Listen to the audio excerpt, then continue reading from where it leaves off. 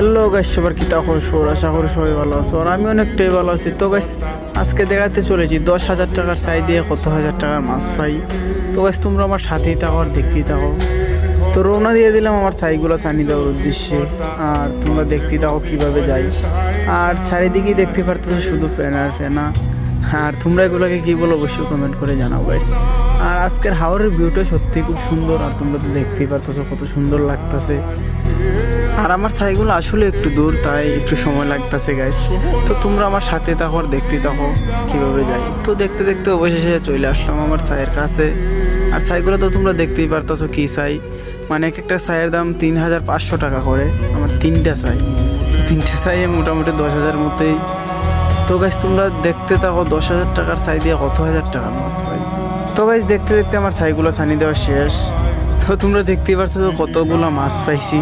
আসলে গাইস, সবগুলো তো শুধু শামুক আর শামুক মাছ কয়েকটা পাইছি।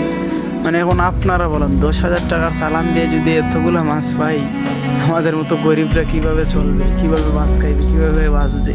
তো গাইস, এই ছিল আজকের ভিডিও। যদি ভালো লাগে অবশ্যই লাইক কমেন্ট শেয়ার করে আমার পাশে থাকবেন। ধন্যবাদ।